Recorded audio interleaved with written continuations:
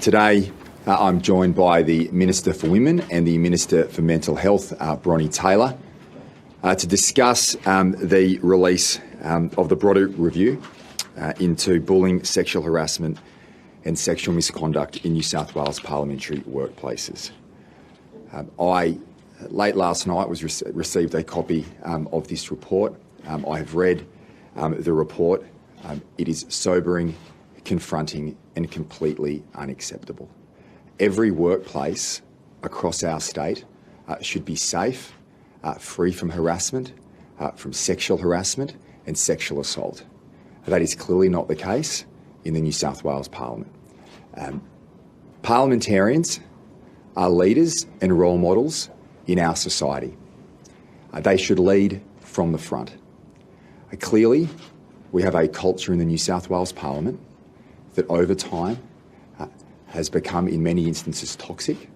And if parliamentarians cannot lead and provide an environment where workplaces are safe, what hope do we have for other workplaces across our great state?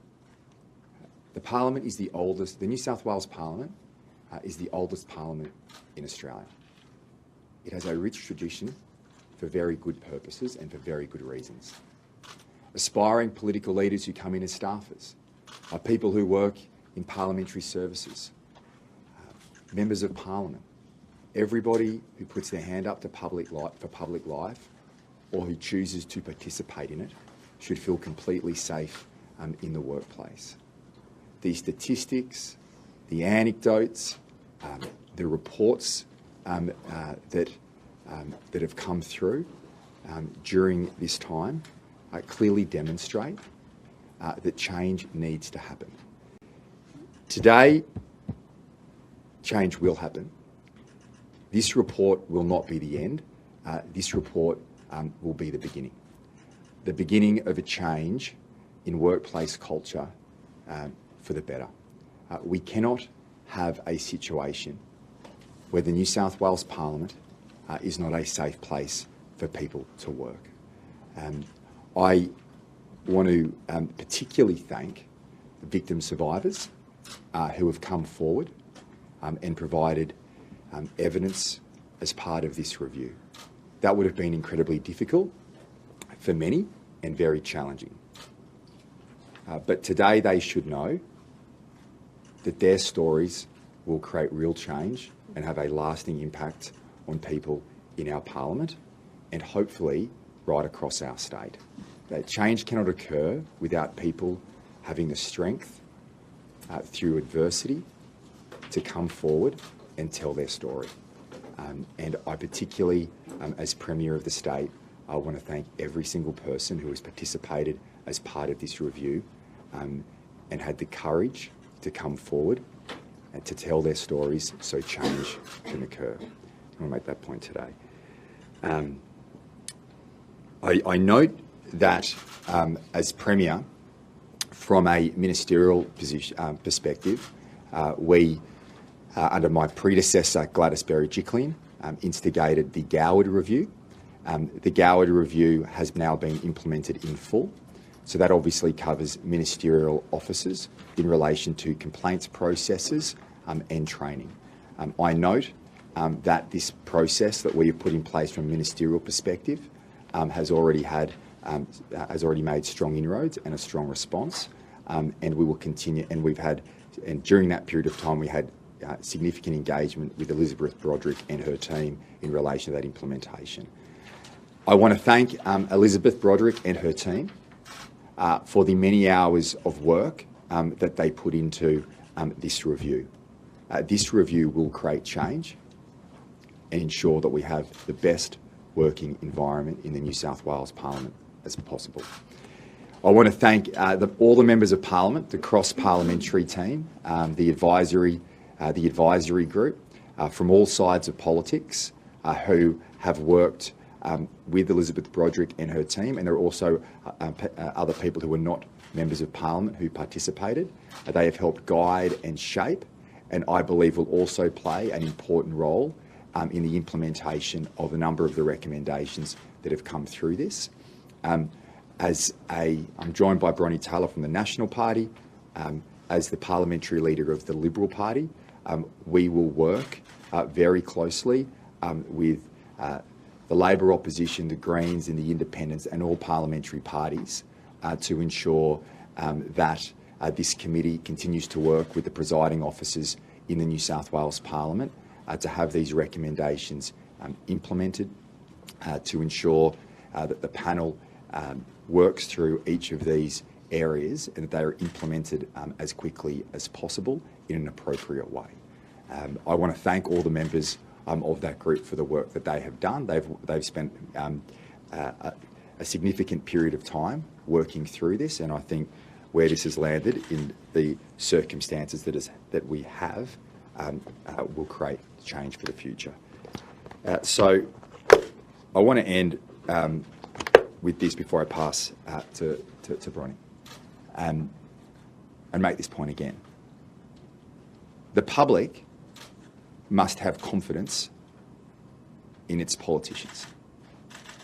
It can't have confidence in its politicians in circumstances where the parliamentary environment, whether that's in the parliament or in electorate offices, in many instances, is not free from bullying, from harassment, sexual harassment and sexual assault. This must end. It ends today, and we will work very closely with all sides of politics to implement change for the betterment of workplaces in the New South Wales Parliament, but ultimately as role models in this state for every workplace across New South Wales. And I'll pass to Bronnie Taylor and then we'll take your questions. Thank you very much, Premier. And like all of you and everyone in the community, I am disappointed to hear of any episodes of sexual assault, of attempted sexual assault, of sexual harassment and of bullying. There is no place in a modern workplace for any of these things to take place. It is disappointing. I think in the Parliament of New South Wales we need to expect extremely high standards across all political lines. This report reflects an entire workplace. There are no politics involved here. This refers to the entire building and everyone that occupies it. I want to say, firstly, thank you so very much to all of those people who came forward to tell their stories. We cannot progress change, we cannot call things out if people are not prepared to tell their story. The strength of this process was that it was allowed to be anonymous, so that people felt safe. People deserve that respect to feel safe, and they deserve the respect to tell their story. What we must now do in going forward is make sure that these recommendations are honoured, that we make sure that anywhere, any person, male, female or otherwise, feels safe, and that they have a process to be able to accelerate their complaint. I am so pleased that through ministerial officers we now have the Goward Review, which we took up the recommendations of. And I say quite honestly and very sincerely to anyone out there, my door is always open and always has been. I believe that you set the example yourself for what you stand for and how you behave. And everybody needs to start doing that. For those particular people that may be reading that report today, you know who you are. And my very strong advice to you is that you do not belong in the Parliament of New South Wales. I ask you to think very long and hard about this. And I ask you to make sure that if this is you that is mentioned, get the help that you need, and please leave the New South Wales Parliament. Questions? What will you do as Premier, leader of the Parliamentary Liberal Party, to assure yourself that none of your MPs have done anything, any of the alleged wrongdoing identified in this report, and are not any of the alleged well-known hotspots, I guess?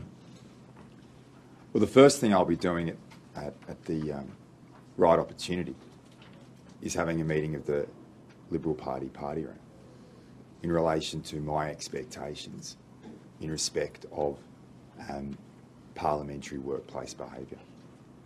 I will also work with all my staff who are staffers for members of the Liberal Party in the parliamentary party room.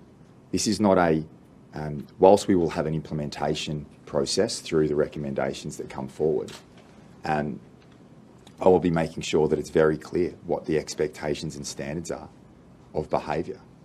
Particularly want staff, for example, to feel like they can make a contribution and come forward and make a contribution to public life. That's one of the beautiful aspects of politics, is that people put their hands up to make a difference to the people of our state. And if people don't feel comfortable doing that, we have a real problem. And it's clear, very clear from this report, that in many instances there are, as it says, hotspots, that there are officers that have been identified as areas where this types of behaviour is more prominent. Well, it has to stop. It has to stop. It has to stop today. I'll work very closely with my parliamentarians, but more importantly as well, I'll work very closely with the advisory group, which I think should, in my view, when I'll work through it, it's obviously an independent review from the Parliament, and the presiding officers will play a role in this, that committee in some form should, I believe, should continue, and I'll work very closely with them on the implementation of recommendations and have a very strong discussion across political lines to make sure this is put into effect. Premier, are you expecting criminal charges to be laid against anyone, considering there are serious allegations of sexual assault and rape? Well, I've not received any advice in relation to that, Kenny. Ash. Premier, the contents of this report won't come as a surprise to many who work in the building. Have you or any members of your government turned a blind eye to this culture that has been allowed to fester within the Parliament? Well, I must say, it's a good question, Ash. I must say, when I had two briefings from Elizabeth Broderick and her team over the last few months in respect of this. So I had seen excerpts of the work that was being undertaken. I've never witnessed or seen any of this behaviour in the entire time that I've been in the New South Wales Parliament. I have not seen it. But that does not mean, and it's pretty clear, that that's occurring. Change needs to happen. And now, on notice of this, I will do whatever I can to work across party political lines to fix it. So back to James's point, are you going to try and weed out? Because clearly there are people in Parliament who work within your government, or it's not just the Liberal Party; it's going to be across every party. But will you try and weed these people out? Well, absolutely. How? As Bronnie Taylor just said, if you're involved in this behaviour, you should leave immediately. Now, there are obviously processes in place. What is important and what comes through the recommendations is the implementation of processes so that people can come forward in an anonymous way and raise these issues. That is fundamentally the problem here, that there has been no mechanism set up for a proper complaints process. This report is here today because people felt confident that they could come forward in privacy and raise those issues in a confidential way. But for that, we would not know. And you need people to have that environment created for them where they feel comfortable coming forward. That has clearly not occurred in the past. Now, what we've done at a ministerial level, the Goward recommendations, is to create an environment where people can now come forward anonymously or through other channels, and processes are in place for complaints to be dealt with. And when those complaints come to light, they are dealt with appropriately. From a parliamentary level, this has not been the case. There is very few mechanisms and an environment where people don't feel comfortable coming forward. There are also unique environments, which very clearly comes through this report. The electorate office environment. You've got high pressure environments with small staff environments, which create a more challenging area that needs to be addressed, and people clearly feel they don't have that sense that they can raise issues, or there are mechanisms in place in the Parliament for them to feel comfortable and confident in coming forward. This report has occurred through the great work of the advisory group and Elizabeth Broderick and her team, through many, many interviews with people who felt confident and comfortable coming forward, that the issues that they were raising would be dealt in confidence, their privacy would be respected. And now we need to act. As I said, this is not the end, this is the beginning of change in the New South Wales Parliament. This question, and then Clinton. The review raises access to alcohol as one of the issues in Parliament House. What is the current arrangements with access to alcohol in Parliament House? Is it subsidised by the taxpayer? And Not that I'm aware. Would you consider making Parliament House an alcohol-free zone? Well, everything's on the table. I will work across party political lines to make any changes to ensure the New South Wales Parliament is a safe place, and whatever changes need to be made will be made. It's as simple as that. In light of what you just said, though, you just said that perpetrators, and backing up what Minister Taylor said, should leave now. In light of that, I know this is difficult. Are you asking Ms. Pettinos to leave now? No, as I said, I'm not going into those. I've made it very clear in relation to that matter. I made a decision based on information I received from the department secretary. I also want to make this point because I thought some of the reporting today in relation to that matter was completely wrong, and it needs to be addressed. And over the course of the last week, it's been used as a political football in the Parliament in a way that smears the reputation of the member for Miranda. This report has been able to be produced because people can come forward in privacy and put forward their stories and their experiences in an anonymous way. I have made it very clear on numerous occasions as to the reasons why I made a decision to remove the member for Miranda from the ministry. I have made it very clear on a number of occasions. From the outset, I made it clear. I spoke about the discussion I had with the department secretary. Now, when budget estimates comes along, the members of the Labor Party can ask the department secretary to confirm the conversation I had with her. I have made it abundantly clear. What we saw in the Parliament this week was absolutely disgraceful in relation to the questioning of why that decision took place. And no, I'm going to finish. Why I made that decision. It is my obligation to ensure a safe workplace. And when I received information from the department secretary, I made that decision. The games that took place this week to play this issue as a political game against the reputation of a member of Parliament was nothing short of disgraceful, when I've made it very, very clear the reasons for my decision, and not only the reasons for my decision, but the very basis of people coming forward and providing information occurring in a confidential way needs to be respected, and the media need to respect that as well. And the Labor Party, what they did in the Parliament this week, showed a lack of disrespect for the decision that I made in respect of this issue. I've made it very clear what my reasons were, and I am not going to say anything further in relation to this matter, because what occurred this week was a smear on the member for Miranda in relation to a separate issue that was not the reason for the decision,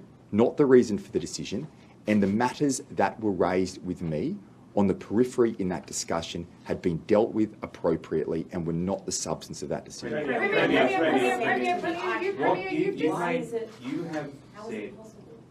have said in relation to Ms. Pettinos that you sacked her, requested her resignation, or sacked her from the ministry because you had concerns she did not have a safe workplace. In the light of the Broderick review being released today, what behaviour did Ms. Pettinos engage in which was bad enough for her to be sacked from the ministry, but not bad enough for her to be forced out of Parliament? Well, there's a difference there. What is the difference? What the difference is, she's a minister in the government. She's a minister in the government with significant responsibilities in circumstances where presiding over many staff in that office environment, and I received advice from the department secretary pertaining to a number of issues in relation to members of the department that were working in that office.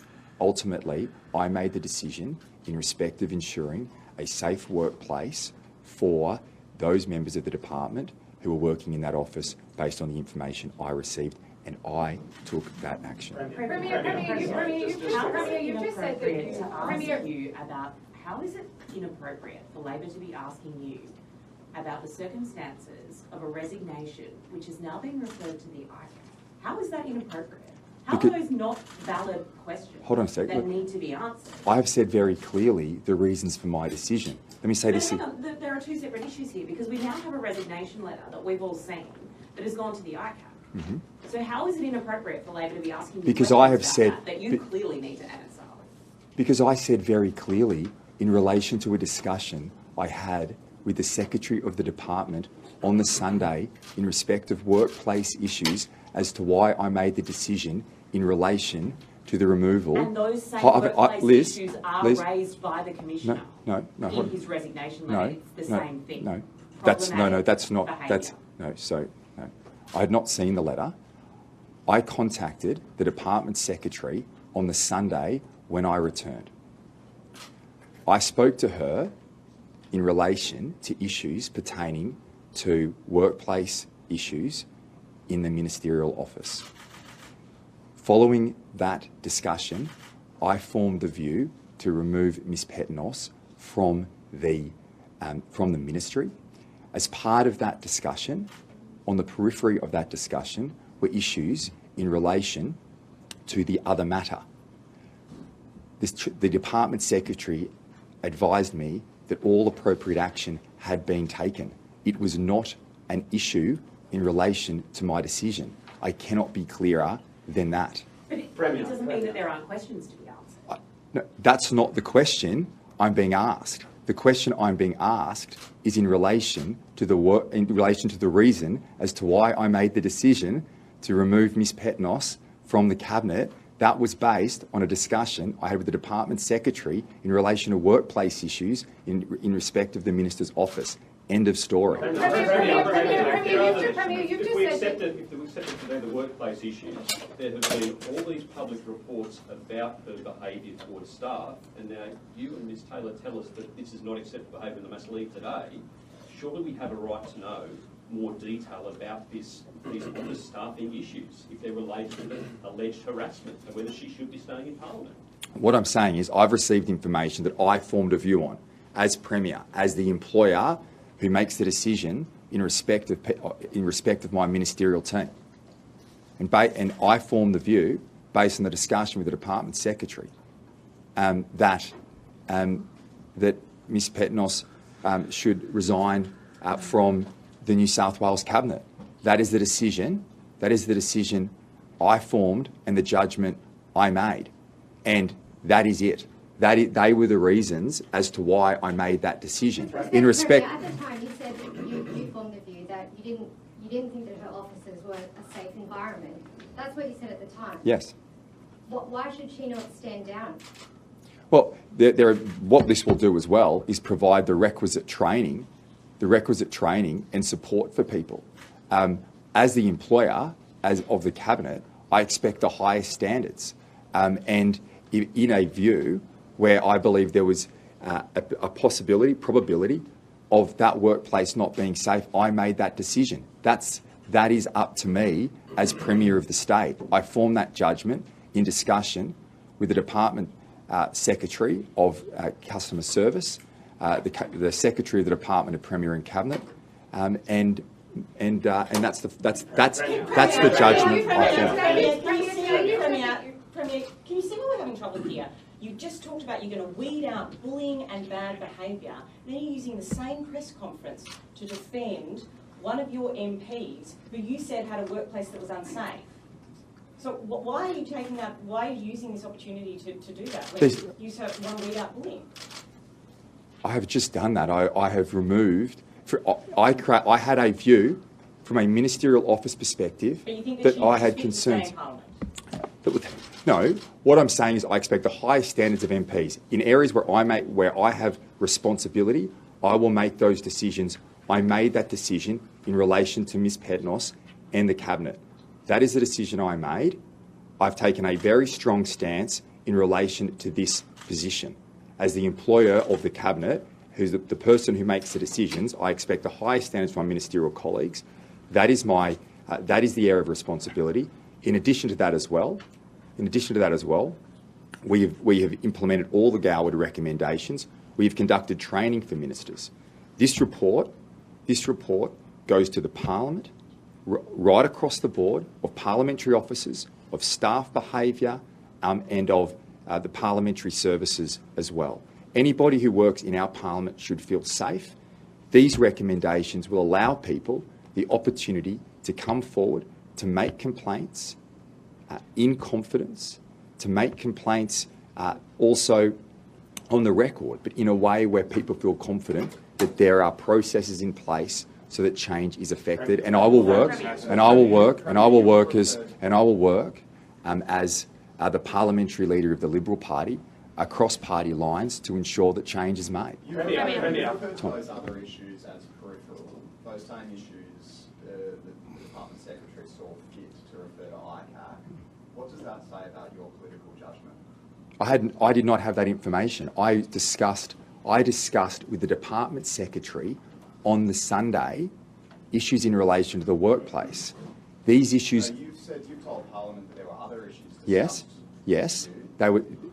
I raised with the Department Secretary because of reports that had been in the paper, no information that had been provided to me in relation to those other issues, to which I was advised by the Department Secretary at the time that appropriate action had been taken. We discussed those issues, and that was not a factor in relation to that matter. Did she tell you she was going to refer matters within that resignation letter to ICAC? No, she did not. She did ultimately refer it to ICAC though. And so have you then gone back to her for a briefing on exactly what it is in the letter that she thought was so disturbing that the corruption watchdog needed to look at it? So public servants, senior public officials, provide information to the ICAC for information. That occurs from time to time in the public service. Following the discussion that I had on Sunday, I understand there was a separate discussion the next day in relation to that matter, and the Department Secretary made a decision to provide, for the abundance of caution, that letter to the ICAC for their information. What information, sorry? It's usual practice for the public service to provide information that they receive to the ICAC in the ordinary course of their job in circumstances where they think it's appropriate for the avoidance of any doubt and for the abundance of caution. That is regular practice. That is regular practice by the public service. Premier, you just said that you haven't seen this behaviour yourself while you've been in Parliament. Yep. You've been in Parliament a long time and you've occupied a lot of senior positions. Yep. Have you turned a blind eye to this, and how much responsibility do you take to this culture, given that you are now the leader? Well, we've acted very quickly from a ministerial perspective to make sure that training is in place, that proper processes are in place following the Goward recommendations. Now, in relation to the information that's come through here, yes, I've been in Parliament for a long time. I've always, in my view, in the ministerial offices and positions that I've had as Finance Minister, as Treasurer, as Premier, in my electorate office, I believe always fostered a very healthy work environment. Over the last 4 years, there have probably been very intense workplaces, given the nature of the roles and given the nature of the environment that we faced in our state for a number of years.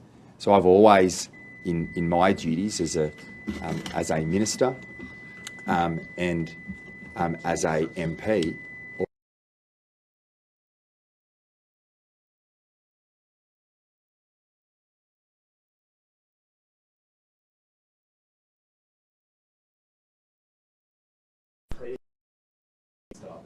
You've obviously stepped up from the ministry saying that's within your power. What can you do for that?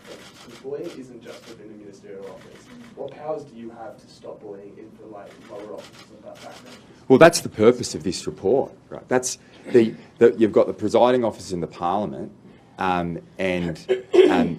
what comes through this is very clearly an opportunity to set up better structures in place so complaints can be handled delicately, appropriately, and that change can occur. Now, and that's not just in the parliamentary offices, that's in the electorate offices too. Now, there's clearly has not been in the Parliament structures in place to adequately deal with concerns that arise in electorate offices, in a parliamentary office environment. From a ministerial perspective, we've now put that in place through the Goward recommendations. We worked very closely as we were preparing that alongside the work that Elizabeth Broderick and her team were doing. And I'm very confident that this will create the change that's necessary. So wherever you work in the connected to the New South Wales Parliament, whether that's in an electorate office, whether that's in the New South Wales Parliament office, or anywhere else in the building, that you feel safe. And obviously, to push backbenchers out of Parliament if bullying allegations come across your desk. Well, that's a matter for the Parliament. That's a matter for the Parliament. Well, I think I've made it pretty. I think I've shown, in terms of the positions I've taken, that I have zero tolerance for this behaviour. I think I've shown very clearly, in relation to other matters of misbehaviour by members of Parliament, that if poor behaviour occurs, then tough action is taken. That's exactly what we've done in this term of Parliament in relation to suspension of members from the Parliament itself, and through setting up structures in place that complaint handling can be dealt with properly, then what that does is facilitate an environment where people come forward and better behaviour occurs off the back of it. Now, if it is the case where there is bullying, sexual harassment or sexual assault, then the Parliament should take that very seriously. And as a parliamentary leader of the Liberal Party, I will work across party lines to take action that's required. What's in the report as well, they're saying there's higher instances among people who have diverse sexuality, also culturally diverse. Yeah. Is there a problem, do you think, with racism and homophobia that plays into this as well, and will you address that specifically? For sure, I'll work across. I mean, that's very clear in terms of the report that minorities, more diverse people from diverse backgrounds are overrepresented in these cases. That is completely unacceptable, and we need to look into why and what we can do to create change and enhance a better culture. So I'll work very closely in my role. I think that, as I said, I think the committee, in my view, and these are not my decisions to make. Let's be clear. These are not my decisions to make. These are decisions for the Parliament and the presiding officers. I'll work across party political lines. And I believe the best way of doing that is through the continuation of that committee to implement the recommendations in a way that addresses not just the complaint handling, but also creates a culture where people of diverse backgrounds feel that care and support in the office and a safe environment to come to.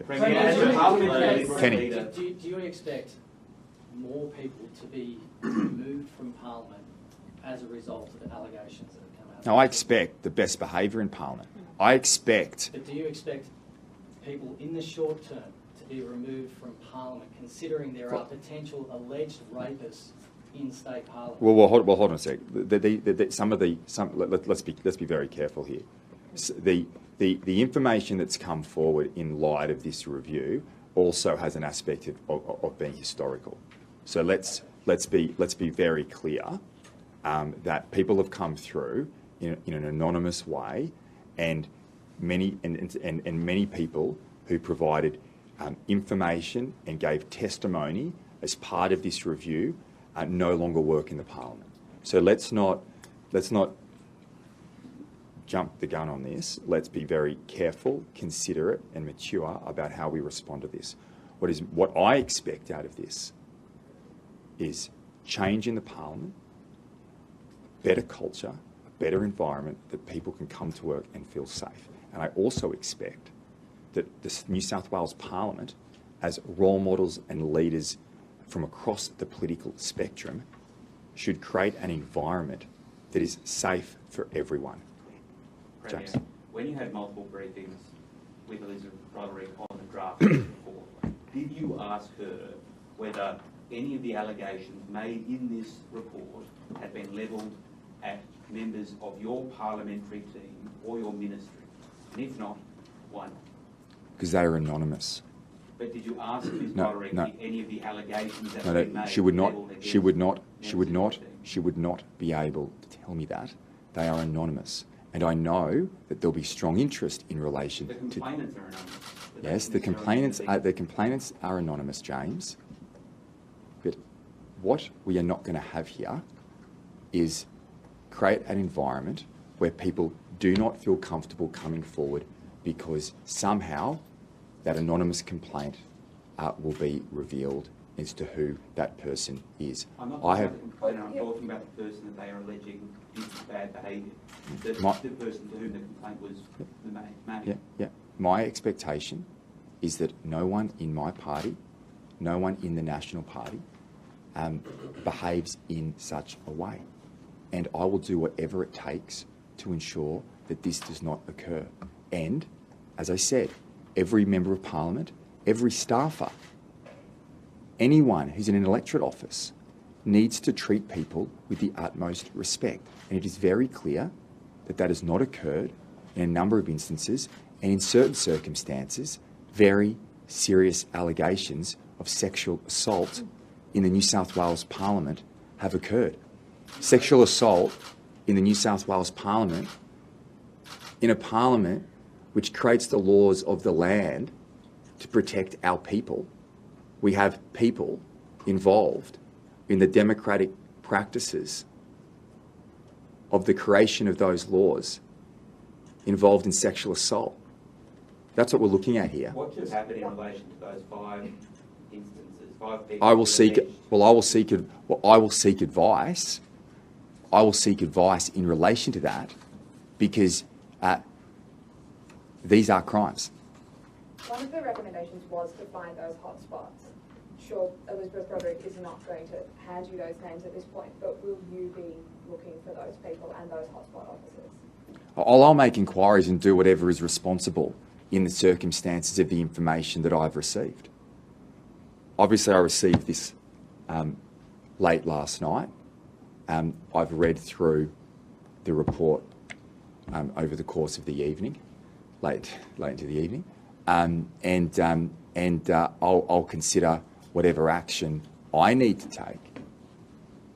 But ultimately, what is in here and what is recommended, I will do. I will work across party political lines to help the implementation of it. Please be clear. This is separate to the executive. This is the legislature. So I am responsible for the executive. We have implemented the Goward recommendations in relation to workplace practice. I've I have put all of those recommendations in place in the cabinet for the executive.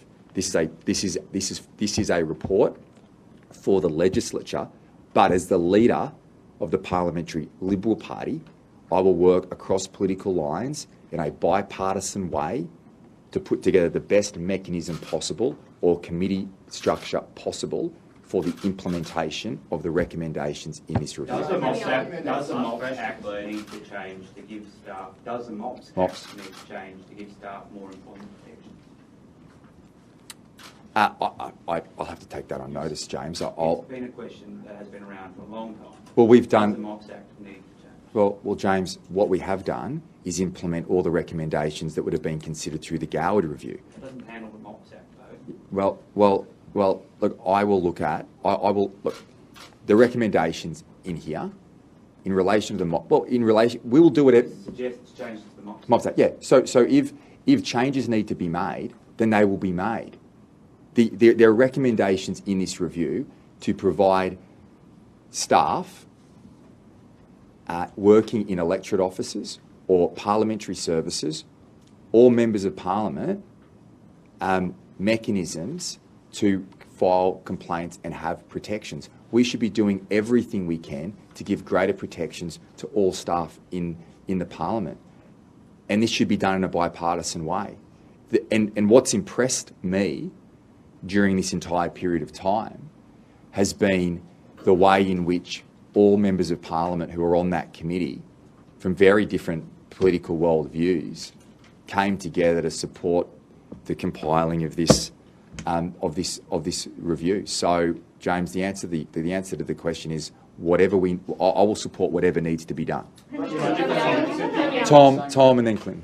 Whatever needs to be done, and you will do whatever needs to be done. This report has identified an underrepresentation of women in leadership positions, and that's exacerbating a lot of the problems within Parliament. Is it time that your party, the Liberal Party, considers quotas for women? Well, I've made it very clear my views in relation to that the Liberal Party needs to do much better when it comes to pre-selecting women for Parliament. And I can say that I've already met a number of women who are very interested in putting their hands up to run for the Liberal Party at the next election. I'm impressed by that. We need to do more, Tom, and I believe that we will. Just realise we're running a little low on time. Have you been given any indication yet of when you're going to receive the head review in full? Very shortly. Well, I've received. I haven't received the final version, but I've received a draft. When will you release the final of that report? As soon as possible. Sorry, Given some that of these these findings has are withdrawn pretty from high. today's. So some of these findings are pretty heinous, and you can see how a lot of people who've been singled out in this report as being those people who are most at risk in the New South Wales Parliament may not want to stand.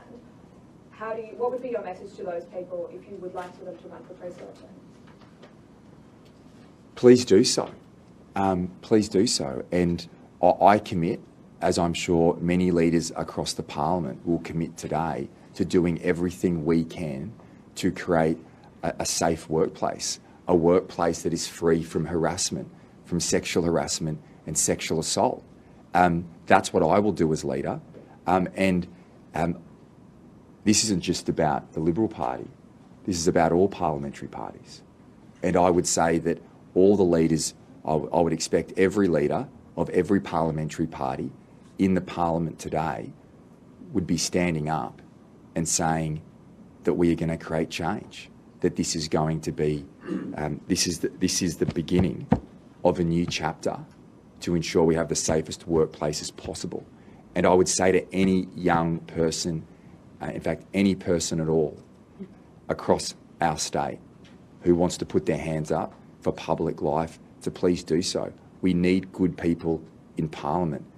Parliament is only as strong as the people who put their hands up to make the sacrifices to make our state a better place. And whether you're in the Liberal Party, the National Party, the Labor Party or the Greens, it doesn't matter.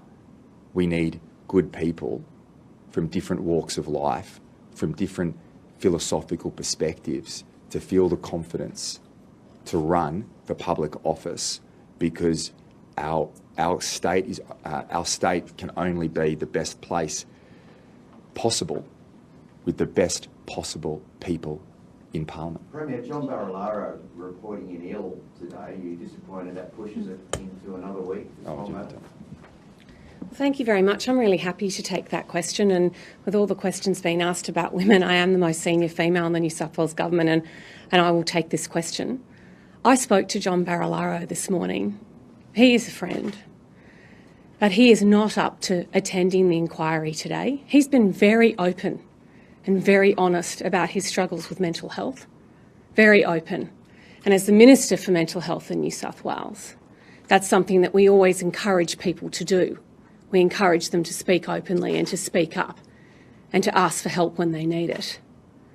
This constant attention on him waiting 3 weeks until he was able to give his side of a story and an inquiry. I say to you, and I say to anyone out there, how would that make you feel? And how do you think you would manage with that?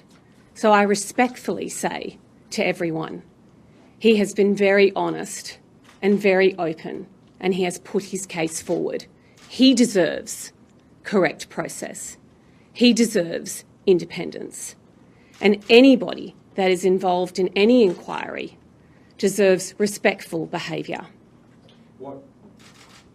Last question. What part of the inquiry process has not been respectful in relation to John Barilaro, and did he indicate to you when you spoke to him that he would be happy to appear at a later hearing? He did, but he is seeking the help that he requires so that he can be as helpful as he can. He gave extensive evidence this week, extensive evidence. He said from the beginning that he was happy to appear. It took 3 weeks for him to be called to give evidence in that inquiry. He has been very open and very honest about his mental health. He has said today that he is not up to attending, and I would ask everybody to respect that for himself and for his family. Thanks, everyone.